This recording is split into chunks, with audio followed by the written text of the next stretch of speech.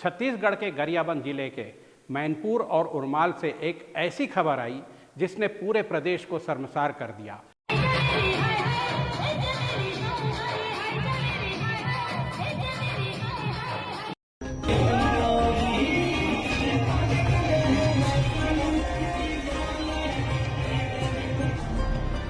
एक सांस्कृतिक कार्यक्रम के नाम पर जिस तरह की अश्लीलता परोसी गई, उसने हमारी सभ्यता और संस्कारों पर गहरा प्रहार किया है। यह सिर्फ एक घटना नहीं, बल्कि हमारी सामूहिक नैतिकता पर एक सवालिया निशान भी है। जहां हमारी परंपराओं का जश्न मनाया जाना चाहिए था, वहां मर्यादाओं का खुलेआम उल्लंघन हुआ। इस मामले में पुलिस ने सख्त कार्रवाई करते हुए 14 लोगों को गिरफ्तार किया है। इनमें आयोजन समिति से जुड़े देवेंद्र राजपूत, गोविंद्र देवांगन, नरेंद्र साहू और हसन खान जैसे नाम भी शामिल हैं। इन सभी पर सार्वजनिक स्थल पर अश्लीलता फैलाने और शांति भंग करने की गंभीर धाराओं के तहत मामले दर्ज हैं। सबसे बड़ी बात यह है कि मुख्य आयोजनकर्ता देवेंद्र राजपूत कांग्रेस से जुड़ा हुआ है। वह संगठन में कई पदों पर रह चुका है और वर्तमान में युवा कांग्रेस का अमली प्रदर का प्रभारी भी है। नमस्कार, मैं हूं जितेंद्र शर्मा और आप देख रहे हैं सीजी भास्कर। इस घटना ने अब एक बड़ा राजनीतिक मोड़ ले लिया है।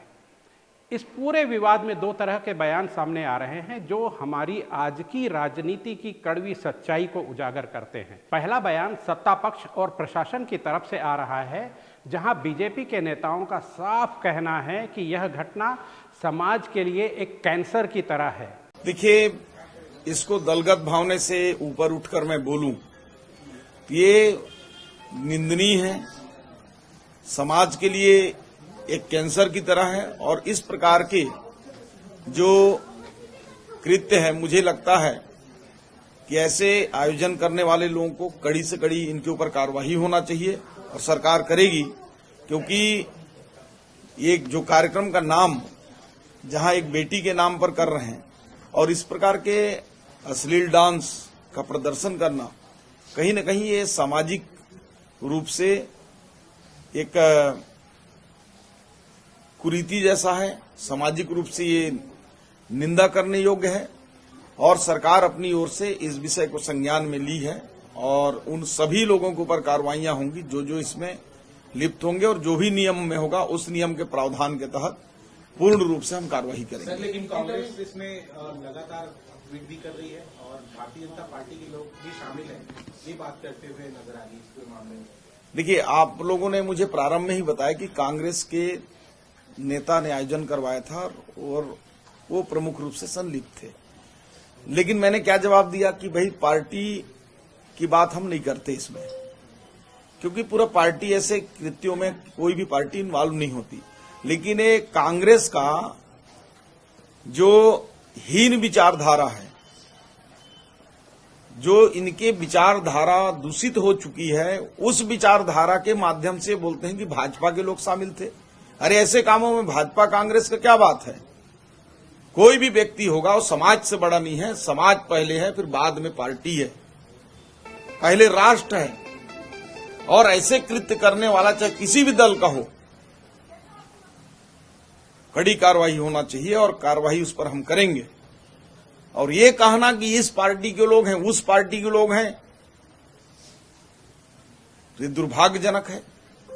किसी भी पार्टी के संविधान बायलाज में इस प्रकार के कृत्य मुझे लगता है करने की किसी प्रकार के या किसी वरिष्ठ नेता किसी पार्टी को हो, उसके द्वारा नीचे के लोगों को कभी प्रमोट नहीं किया जाता है।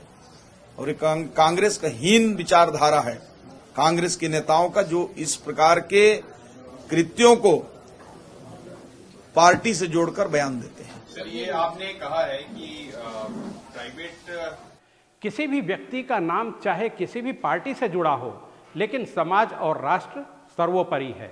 जो लोग सांस्कृतिक कार्यक्रम के नाम पर बेटियों के सम्मान से खिलवाड़ कर रहे हैं और अश्लील डांस करवा रहे हैं, उनके खिलाफ सरकार जीरो टॉलरेंस की नीति अपनाएगी। कोई भी व्यक्ति कानून से ऊपर नहीं है। यह बयान कड़ा है, लेकिन सवाल यह है कि क्या कड़े बयान के साथ ही जमीनी कार्रवाई भी उतनी ही सख्त होगी? वहीं अश्लील वायरल वीडियो को मंत्री रामविचार नेताम ने कला बताया।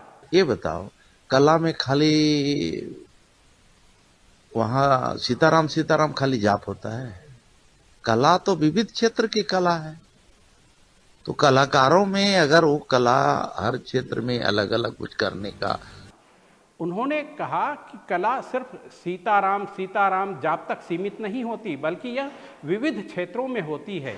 किसी की कला जागृत हो रही है तो उसे क्या कहेंगे। उन्होंने कहा कि मीडिया कर्मियों को वहां जाकर फोटो लेने के लिए किसने कहा था।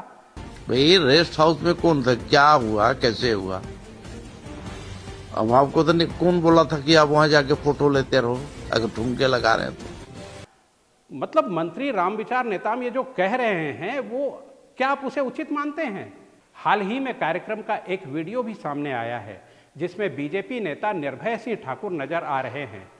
कपड़े उतारकर डांस करने वाली डांसर को फ्लाइंग किस दे रहे हैं, अपने साथी को देखकर हंस भी रहे हैं। इन सब को लेकर निश्चित है कि विपक्ष सत्ता पक्ष को घेरेगी ही। विपक्षी नेताओं का कहना है कि जब यह सब हो रहा था तब प्रशासन क्या कर रहा था। सार्वजनिक मंचों पर अश्लीलता परोसी गई और सरकार मूक दर्शक बनी रही। यहां तक कि भारतीय जनता पार्टी के कुछ लोग वहां मौजूद होकर इसका आनंद ले रहे थे। यह सरकार की पूर्ण नाकामी है कि कानून व्यवस्था और सामाजिक मर्यादा को बनाए रखने में वो विफल रही है और जनता को इसका जवाब पाने का पूरा पूरा हक है। इन दोनों बयानों के बीच पिस रही है तो सिर्फ हमारी संस्कृति, हमारी मर्यादा और हमारे समाज का सम्मान। सीजी भास्कर आज यह जरूरी सवाल पूछता है कि जब एसडीएम तुलसीदास मरकाम और पुलिसकर्मी वहां मौजूद थे तो उन्होंने इसे तत्काल रोका क्यों नहीं। क्या यह कार्यक्रम अचानक से अश्लील हो गया या शुरुआत से ही ऐसा कुछ चल रहा था और प्रशासन ने आंखें मूंदे रखी थी। हालांकि लापरवाही के गंभीर आरोप में 3 पुलिसकर्मियों को निलंबित किया गया है और एसडीएम को जिला मुख्यालय अटैच कर कारण बताओ नोटिस भी जारी कर दिया गया है। लेकिन क्या यह कार्रवाई काफी है? यह आग पर पानी के छींटे मारने जैसा है। हमें यह बहुत स्पष्ट रूप से समझना होगा कि गलती चाहे कांग्रेस के रसूखदारों की हो या बीजेपी के करीबियों की, अश्लीलता की कोई भी राजनीतिक पार्टी नहीं होती। गलत सिर्फ गलत होता है, वह चाहे किसी भी रंग के झंडे तले क्यों ना हो। अगर देवेंद्र राजपूत, गोविंद या अन्य आयोजकों ने समाज की मर्यादा लांघी है तो उन्हें किसी भी राजनीति संरक्षण की आड़ में बचने का हक नहीं है। राजनीति का काम समाज को सुधारना है, उसे गंदगी में धकेलना नहीं। जब हम सांस्कृतिक कार्यक्रम के नाम पर मर्यादा की सीमाएं लांघते हैं तो हम अपनी अगली पीढ़ी को क्या संदेश दे रहे हैं कि पैसा हो, ताकत हो, राजनीतिक पहुंच हो तो कुछ भी चलेगा? बिल्कुल नहीं। सीजी भास्कर का स्टैंड एकदम साफ और स्पष्ट है। चाहे झंडा किसी भी पार्टी का हो, अगर हाथ गलत काम में शामिल हैं तो उन हाथों में हथकड़ी लगनी ही चाहिए। कानून सबके लिए एक समान होना चाहिए, चाहे वह किसी भी पार्टी का कार्यकर्ता हो या आम नागरिक। जनता देख रही है कि कैसे नेता एक दूसरे पर कीचड़ उछालकर अपनी जिम्मेदारी से भाग रहे हैं, लेकिन असली मुद्दे से ध्यान भटकाने की कोशिश अब और नहीं चलेगी। लेकिन गरियाबंद की इस शर्मनाक घटना ने साफ तौर पर बता दिया है कि जब तक हम पार्टीबाजी से ऊपर उठकर अपराधियों का सामूहिक विरोध नहीं करेंगे तब तक ऐसी उर्माल ओपेरा जैसी घटनाएं होती रहेंगी और हमारे समाज की नैतिक नींव को कमजोर करती रहेंगी। अब हम आपसे पूछते हैं, क्या यह प्रशासनिक कार्रवाई पर्याप्त है या बड़े आरोपियों को राजनीतिक छतरी में बचाया जा रहा है? क्या राजनेताओं को इस गंभीर मामले में वोट बैंक की राजनीति करनी चाहिए या इसे बंद करना चाहिए? और सबसे बड़ा सवाल कि ऐसी घटनाओं को रोकने के लिए हमें समाज के तौर पर क्या ठोस कदम उठाने चाहिए? प्रशासन ने स्पष्ट किया है कि भविष्य में भी ऐसी गतिविधियों पर सख्त से सख्त कदम उठाए जाएंगे। सीजी भास्कर भी इस मामले पर अपनी पैनी नजर बनाए हुए है, क्योंकि हमारा काम सिर्फ खबर दिखाना नहीं, सच को सामने लाना भी है। देखते रहिए सीजी भास्कर, छत्तीसगढ़ की हर खबर बिना किसी पक्षपात के। धन्यवाद। जय हिंद, जय भारत, जय छत्तीसगढ़।